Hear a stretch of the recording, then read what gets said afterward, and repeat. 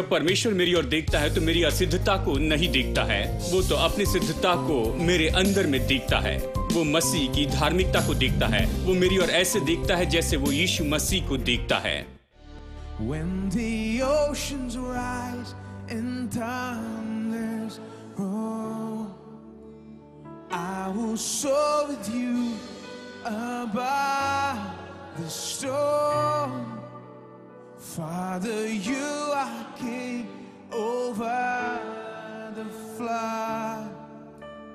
I will be still and know you are God. I will be still and know you are God. When the oceans rise and thunders roar, I will soar with you above the storm.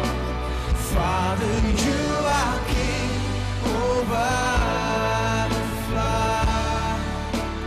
I will be still and know you are God. I will be still and know you are God. I will be still and know you are God.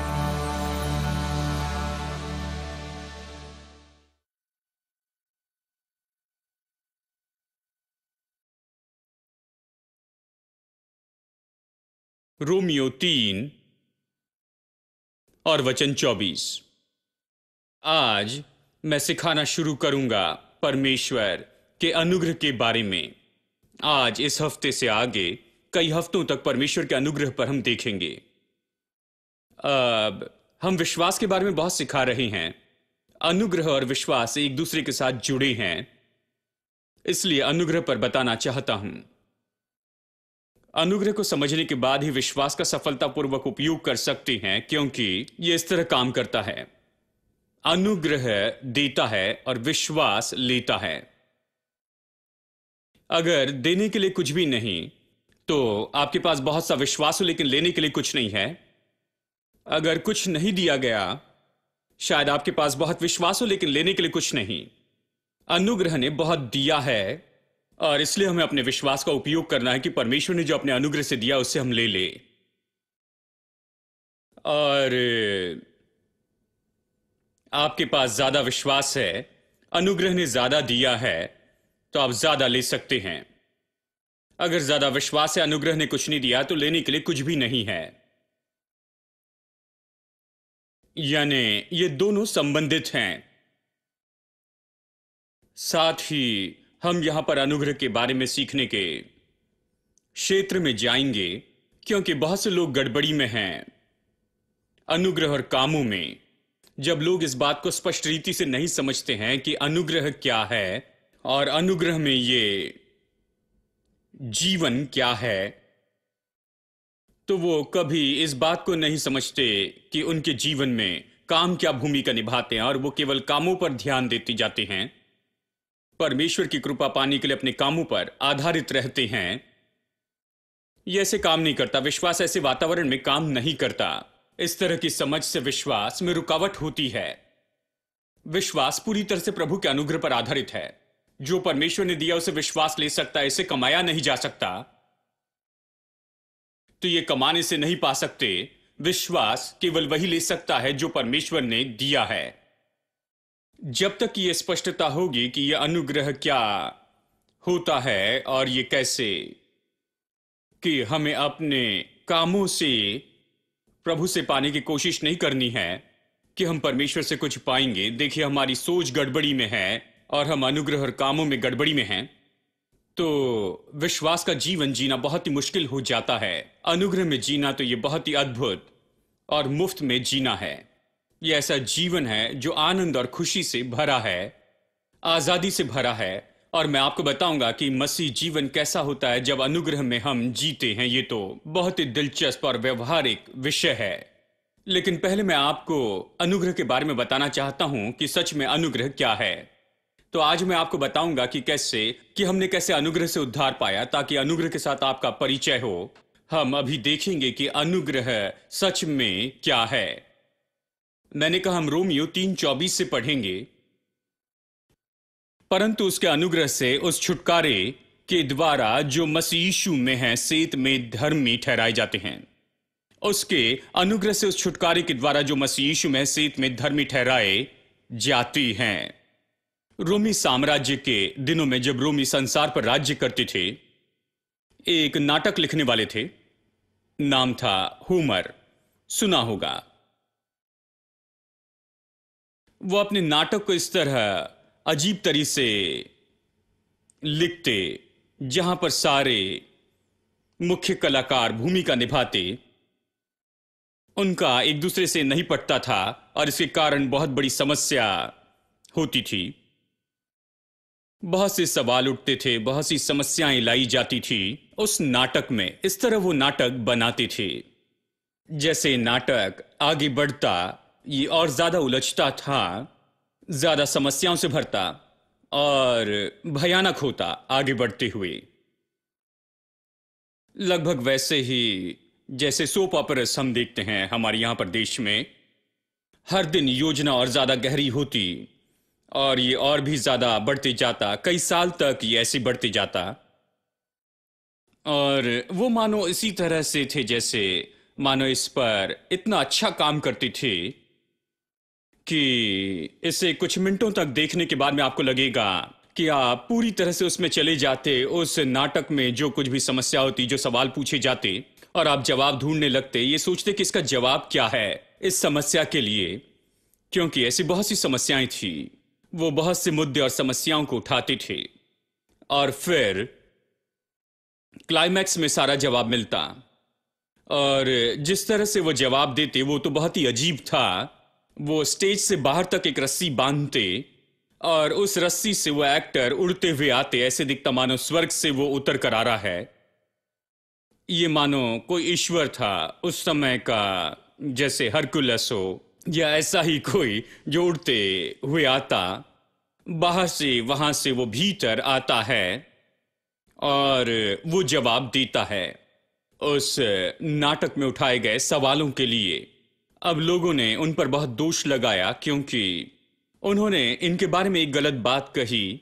ये हमेशा दिखाते हैं कि ये समस्याएं, और जब भी जवाब देने की बात आती है वो सोचते हैं कि हम मनुष्य इसका जवाब नहीं दे सकते हैं, हम मनुष्य इसका जवाब नहीं दे सकते, हम इसके लिए अयोग्य हैं कि इसका जवाब दे सके। इसलिए हमेशा ईश्वर को वहां पर आखिर में लेकर आते कि वो आकर जवाब दे। इस तरह के व्यवहार से उन्होंने अपमान महसूस किया।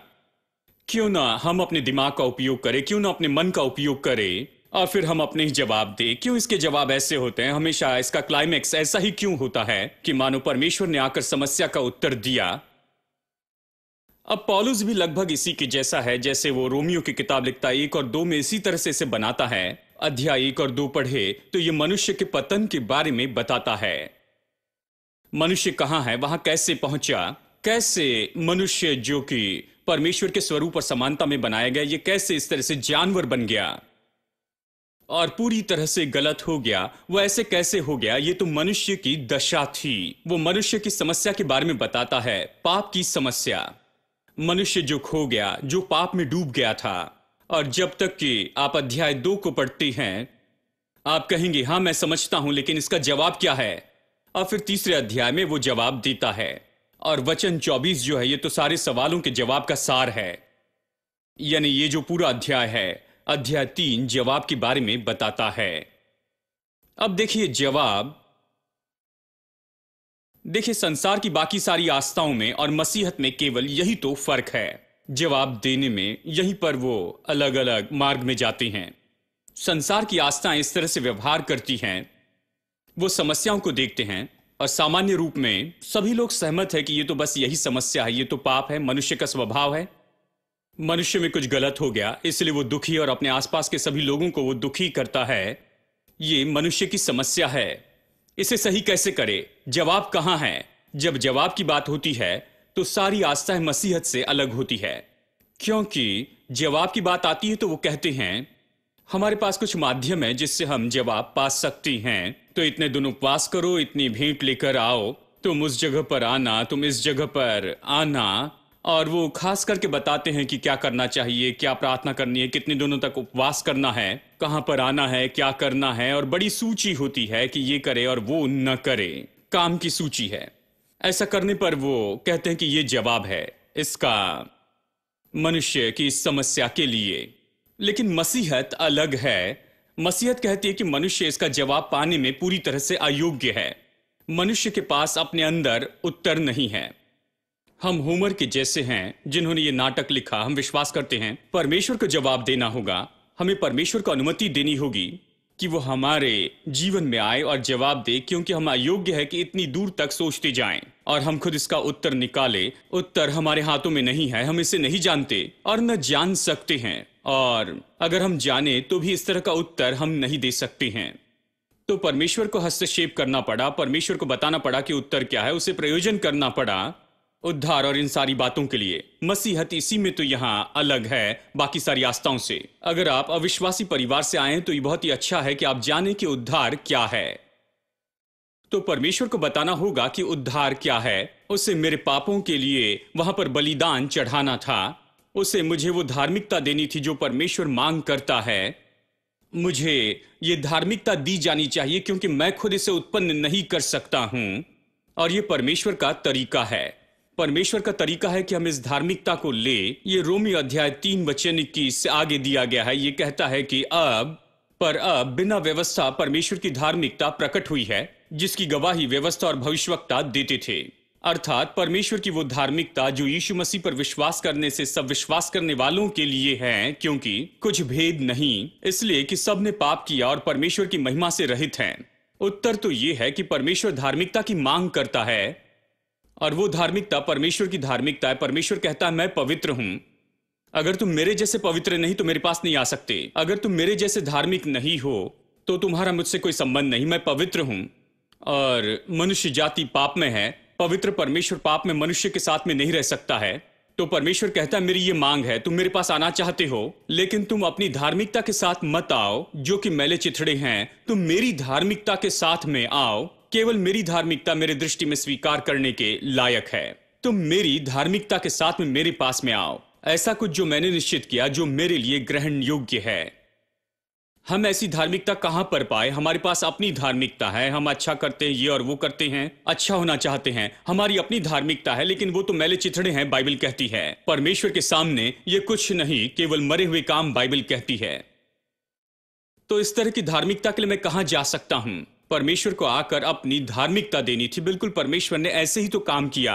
उसने अपना पुत्र भेजा और ये मुझे बताता है कि संसार में एक व्यक्ति भी नहीं है जो मुझे मेरे पापों से बचा सकता है। और यहां पर एक व्यक्ति भी ऐसा नहीं है, इसलिए परमेश्वर को मनुष्य के रूप में अपने पुत्र को भेजना पड़ा इस संसार में। मनुष्य रूप लेकर वो इस संसार में आया क्योंकि हमारे मध्य में ऐसा कोई नहीं है। अध्याय 1 और 2 में वो यही तो कहता है कि सब ने पाप किया है और परमेश्वर की महिमा से रहित हैं। वो कहता है एक भी धर्मी नहीं। हाँ, एक भी धर्मी नहीं है। एक भी धर्मी नहीं है तो फिर कैसे ये व्यक्ति दूसरों को बचा सकता है? यानी कोई उद्धारक नहीं है। बड़े महान लोग हो सकते हैं, अच्छे प्रचारक हो और अच्छे धार्मिक अगुवे हो सकते हैं, लेकिन संसार में कोई उद्धारक नहीं था क्योंकि सब ने पाप किया, बाइबल कहती है। तो परमेश्वर ने उद्धारक भेजा। परमेश्वर को अपने पुत्र को भेजना पड़ा क्योंकि मनुष्य में कोई नहीं था जो कि दूसरों को बचा सके। और वो भेजता है और वो मनुष्य तो यीशु मसीह है जो कि शरीर रूप में आया और फिर वो हमारे पापों के लिए बलिदान भी हो जाता है और वो क्रूस पर मरता है हमारे पापों को और हमारे पापों के दंड को उठा लेता है। और परमेश्वर हमें उठाता है कि हमें धर्मी बनाए। परमेश्वर हमें उठाता है, ये दिखाता है कि उसने जो किया वो काफी है। अब वो मुर्दों में से जिला सकता, उसका काम पूरा हुआ, इसलिए वो मुर्दों में से जिलाया जाता। वो काम करने के लिए आया कि पापों से छुटकारा दे। मृत्यु के द्वारा, क्रूस के द्वारा उसने किया और अभी हमें धर्मी ठहराने के लिए जिलाया गया। इसका मतलब है अब परमेश्वर ने इसे स्वीकार किया है और अब जबकि हम यीशु पर अपना विश्वास रखते हैं, उसकी नैतिक सिद्धता कि वो कौन है, वो क्या है, और उसकी व्यक्तित्व की सिद्धता, वो जो सिद्धता है हम पर वस्त्र के जैसे पहनाई जाती है, जो कि हम पर कपड़े के जैसे रखा गया है। हम उस धार्मिकता के द्वारा ढाके गए हैं, उस सिद्धता से, उसके जीवन से। वो जो सिद्धता है वो मेरी होती है, वो मुझ पर लाद दी जाती है, मैं इसे ऐसे ही ले लेता हूं। तो जब परमेश्वर मेरी ओर देखता है तो मेरी असिद्धता को नहीं देखता है, वो तो अपनी सिद्धता को मेरे अंदर में देखता है। वो मसीह की धार्मिकता को देखता है। वो मेरी ओर ऐसे देखता है जैसे वो यीशु मसीह को देखता है। जब वो मेरी ओर देखता है तो वो मुझ में यीशु को देखता है। वो यही तो देख सकता है। देखिए, ये बाइबल का तरीका है। अब कुछ लोग कहते हैं कि ये समझना बहुत मुश्किल है। मैं सहमत हूं, मुझे भी समझना बहुत मुश्किल है, क्योंकि परमेश्वर बातें करता है और हम तो मनुष्य हैं और हमारे दिमाग इसे तुरंत ऐसे नहीं समझ पाते हैं। इसलिए हमें पवित्र आत्मा की मदद चाहिए कि परमेश्वर की बातों को समझे। ये बहुत ही अद्भुत और महान बातें हैं हमारे मनुष्य के मन के लिए, क्योंकि हम परमेश्वर के साथ व्यवहार कर रहे हैं उसके विचार और उसकी बुद्धि से, मनुष्य की बुद्धि से नहीं। इसलिए ये तो हमारी मनुष्य की बुद्धि से बहुत दूर है। ठीक है, परमेश्वर अपनी धार्मिकता इसी तरह से देता है। विश्वास और अनुग्रह तरीका है। अनुग्रह देता और हम विश्वास इससे लेते हैं और हम इस तरह से अपनी धार्मिकता पाती हैं। परमेश्वर इस तरह से करता है, इसलिए नहीं कि मनुष्य आलसी है, लेकिन परमेश्वर बहुत प्रभावी है। मनुष्य हो सकता है कि बहुत ही बुद्धिमान हो संसार के तरीके से और शायद वो बहुत अच्छे तरीके से समस्या हल कर सकता है, लेकिन वो ये नहीं कर सकता। परमेश्वर प्रभावी, इसलिए वो इसे करता है और परमेश्वर ने जो किया उसमें हम कुछ भी नहीं जोड़ सकते। तो हमारे पास कुछ भी नहीं करना है। जहां तक कि उद्धार की बात है, हम बस इसे ले लेते हैं। हम विश्वास करते हैं, अपने आप को नम्र बनाकर ये कहते हैं, ठीक है प्रभु तूने ये किया है, मैं कुछ नहीं जानता हूं, मैं कुछ भी नहीं कर सकता, मैं इसके लिए कोई भी जवाब नहीं पा सकता, मैं उद्धारकर्ता नहीं ला सकता हूं, मैं उद्धारक नहीं बन सकता हूं और कोई उद्धारक नहीं बन सकता है। मैं तेरे उद्धारक को स्वीकार करता, मैं तेरे उद्धार को स्वीकार करता हूं और बस यही है। मैं कुछ नहीं जोड़ सकता, बस इसे स्वीकार करता हूं और उद्धार इसी के बारे में है और इसे ही तो अनुग्रह कहा जाता है। अब नए नियम में अनुग्रह शब्द ग्रीक शब्द से आता है और यह है कैरिस। इंग्लिश में इसकी स्पेलिंग होगी CHARIS। इसी शब्द से हमें मिलता है कैरिस्मैटिक, करिश्मा और चैरिटी शब्द भी इसी से आता है और साथ ही शब्द कैरेस इससे आता है। तो ये क्या कहता है? ये कहता है चैरिटी या कैरिस। कैरिस का अर्थ है कि जब कोई किसी भी बात के लायक नहीं रहता है तो भी आप उनके लिए प्रेम से इतने बढ़ जाते हैं, उनके लिए प्रेम में, और सब कुछ देते हैं। वो एक चीज के भी लायक नहीं, लेकिन आप सब देते हैं प्रेम से उमड़ते हुए। यही तो कैरिस का मतलब है। ये प्रेम से गले लगाना है। आप उन्हें लेते हैं, गले लगाते हैं, प्रेम से गले लगाते, ये है कैरिस।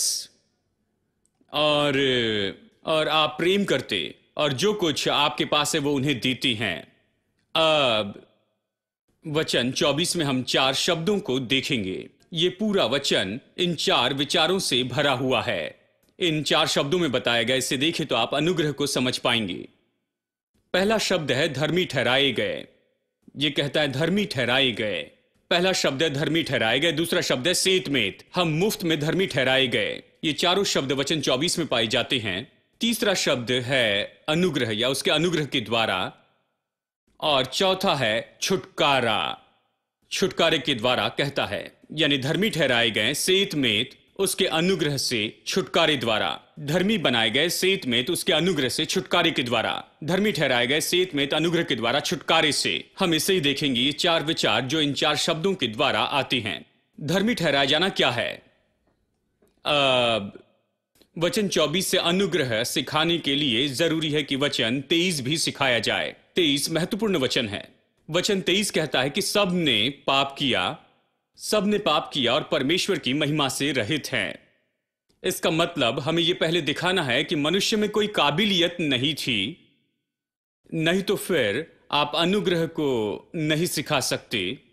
अनुग्रह का मतलब है आप देते हैं बहुत कुछ ऐसे व्यक्ति को जो कि अयोग्य है, वो व्यक्ति किसी के लायक नहीं, तो भी आप सब कुछ देते हैं। अनुग्रह यही है। जब व्यक्ति लायक होता है तो अनुग्रह ये शब्द उपयोग नहीं हो सकता है। यदि उस व्यक्ति में कोई काबिलियत या योग्यता है तो आप नहीं कह सकते अनुग्रह से मैं इसके लिए कर रहा हूं, क्योंकि वो तो उसके काबिल है। देखिए, ये शब्द यानी योग्य होने की क्षमता वो अनुग्रह को दूर कर देती है। यानी अगर अनुग्रह शब्द उपयोग करते इसका मतलब है वो व्यक्ति कोई काबिल नहीं। वचन 23 कहता है कि कोई भी काबिल नहीं, क्योंकि सभी परमेश्वर की महिमा से रहित हैं। सबने पाप किया और परमेश्वर की महिमा से रहित हैं। अनुग्रह बहुत ही जरूरी है उस मनुष्य के अयोग्य होने के कारण ही। मनुष्य योग्य नहीं है, कोई नहीं है जो किसी बात के लायक हो।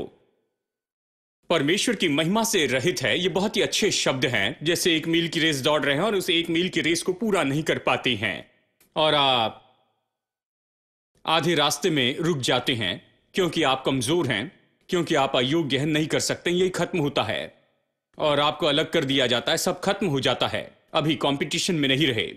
आपका लक्ष्य था कि उसे एक मील तक पहुंचे, लेकिन आप उसे पूरा नहीं कर पाए, आधे रास्ते में रुक गए या फिर कहीं तो भी बीच में ही आप रुक गए, आप इसे पूरा नहीं कर पाए। इसका मतलब यही है कि परमेश्वर ने हमें बनाया, कुछ खास लक्ष्य के लिए बनाया। वो चाहता है कि हम इस निश्चित तरह से हो। हम सब उसमें चूक गए और इससे रहित हो गए। हम में से कोई भी परमेश्वर की अपेक्षा के अनुसार नहीं जिया। हम में से किसी ने परमेश्वर के लक्ष्य को संतुष्ट नहीं किया। हम तो हमेशा परमेश्वर के लक्ष्य से कम हो गए। हम में से हर एक व्यक्ति जानते हैं हमने ऐसे किया, सबने पाप किया और परमेश्वर की महिमा से हम रहित हैं। ठीक है, तो चलिए यहां पर हम इस पहले शब्द को देखते हैं, धर्मी ठहराए गए। इसका मतलब क्या है? देखिए, ये एक ऐसा शब्द है जिसके बारे में अक्सर कहा जाता है, इस पर प्रचार किया जाता है, लेकिन अक्सर इसे गलत समझा जाता है या फिर पूरी तरह से नहीं समझा जाता। इसमें स्पष्टता हो, मैं यहां पर इसके बारे में स्पष्टता बताना चाहता हूं। धर्मी ठहराए गए, मुझे धर्मी ठहराए गए समझने के लिए काफी समय लगा, तो गौर से सुने तो आप समझ पाएंगे, क्योंकि मैं इस रास्ते से आया हूं। मैं इसे नहीं समझ पाया था, गड़बड़ी में था, समझना चाहता था। जब इसे समझ लेते हैं तो बड़ा आनंद होता है। तो धर्मी ठहराया जाना क्या है? धर्मी ठहराया जाना सच में क्या है? यह क्षमा किया जाना नहीं है। धर्मी ठहराया जाना और क्षमा किया जाना दोनों अलग हैं। क्षमा करना अलग टॉपिक है, किसी बार इस पर मैं संदेश दूंगा, लेकिन धर्मी ठहराया जाना तो अलग है। यह किस तरह से अलग है? उदाहरण के लिए कहिए कि कोई जेल में है, राह देख रहा है, वो राह देख रहा है उस फांसी के दिन की, उसे मरना है, फांसी देनी है, वो जेल में बैठा है। और जब हम जेल से बाहर जाए तो माँ है, उसकी माँ बाहर खड़ी है। अगर उससे पूछे तो कहेंगी मेरे बेटे ने कुछ नहीं किया, वो तो बिल्कुल दोषी नहीं है, किसी तरह से इसमें इसे फंसा लिया और ये बेचारा इसमें फंस गया है, ये तो मासूम है, इसने कुछ भी नहीं किया है। वो रोती रहती है, दिन भर वहीं खड़ी रहती, वो रोती है, लोगों को जमा करती है, वहीं पर रहती है, वो खाती नहीं और ये सब। क्या इससे समस्या हल हो गई? इससे समस्या हल नहीं होगी। उसका रोना परिणाम नहीं लाता, उसके उपवास से कोई परिणाम नहीं आते हैं, उसने जो भी किया है उससे कोई परिणाम नहीं मिलते। और खास करके वो जो दावा कर रही है कि उसका जो बेटा है वो निर्दोष है, वो तो कुछ भी नहीं करता। वो तो अपने बेटे को जो निर्दोष कहती है, ये कोई परिणाम नहीं लेकर आता, क्योंकि धर्मी ठहराया जाना तो सही अधिकार से आना चाहिए।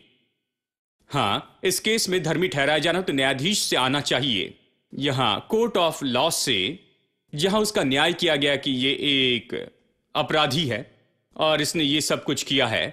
वो न्यायाधीश कहना चाहिए कि अब हमने पाया है कि ये दोषी नहीं है, ये व्यक्ति इसके ऊपर में जो दोष लगाए गए हैं उसका दोषी नहीं है, उसे घोषित करना है। ये जो घोषणा है ये तो कानूनन रूप में आनी चाहिए, ये कोर्ट में यहां पर घोषित किया जाए, न्यायाधीश को ये करना है और केवल तभी उसे निर्दोष माना जाएगा और फिर जंजीरें खोली जाएगी, द्वार खुल जाएंगे, जेल के फाटक खुल जाएंगे, वो बाहर आकर परिवार के साथ मिल सकता है। धर्मी ठहराया गया, ठीक है।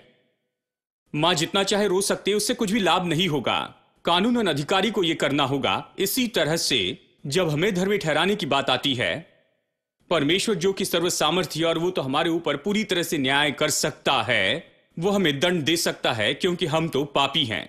उसे घोषित करना चाहिए, स्वर्ग का न्यायालय इसे घोषित करे, स्वर्ग का सुप्रीम कोर्ट इसे घोषित करे, परमेश्वर जो सबसे बड़ा न्यायी है वो घोषित करे कि मैं धर्मी ठहराया गया, कि मैं अभी उसकी दृष्टि में पापी नहीं हूं, कि वो अभी मुझ में कोई पाप नहीं देखता है। उसे घोषित करना होगा कि मुझ में वो कोई पाप नहीं देखता है। अगर वो घोषित करे तो ये फर्क लेकर आएगा, बाकी दूसरे कोई भी घोषणा कर ले उससे कोई फर्क नहीं पड़ता। मैं दिन भर घोषित करते रह सकता हूं कि मैं धर्मी ठहराया गया और मैंने कोई गलती नहीं की है और ये सब, इससे मेरे और किसी के लिए कोई लाभ नहीं होगा। लेकिन परमेश्वर जो कि अधिकारी है, जो मेरे दिल को देखता है, परमेश्वर जो सब जानता है, उसके पास में अद्भुत सामर्थ्य और बुद्धि है, मैंने जो किया उसके लिए वही मुझे दंड दे सकता है। उसने घोषणा करनी चाहिए कि मैं सच में धर्मी ठहराया गया हूं और मेरे अंदर में अभी कोई भी दोष नहीं है। कोई भी दोष मेरे विरुद्ध में खड़े नहीं रह सकते हैं, मेरे विरुद्ध कुछ भी साबित नहीं होगा। और जब वो ये घोषित करता है तब मेरी जंजीरें खोली जाती है, कमरे के दरवाजे खुल जाती हैं और मैं फाटक से बाहर निकल जाता हूं और मैं अपने परिवार में जाता हूं। ठीक है, ये धर्मी ठहराया जाना है। Your love is surprising, I can feel it rising. Oh, the joy that's growing deep inside of me. Every time I see you, oh, your goodness shines through. I can feel this God song rising up in me. Hallelujah, hallelujah, hallelujah. Your love makes me sing. Hallelujah, hallelujah, hallelujah. Sing it again. Hallelujah, hallelujah, hallelujah, hallelujah. Your love makes me sing. Hallelujah, hallelujah, hallelujah. Your love makes me sing. Your love is amazing, steady and unchanging. Your love is a mountain from beneath our feet.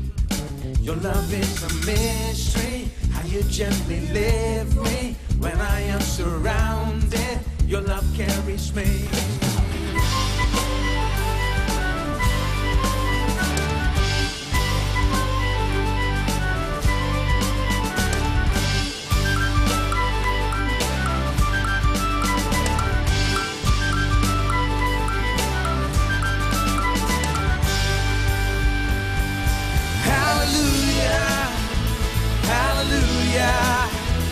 Hallelujah, your love makes me sing.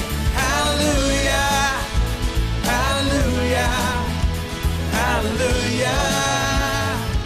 Your love makes me sing. Hallelujah, hallelujah, hallelujah. Everybody, your love makes me sing. Hallelujah, hallelujah, hallelujah.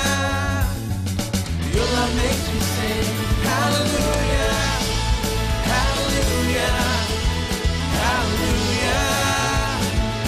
Your love makes me sing. Hallelujah, hallelujah, hallelujah. Your love makes me sing.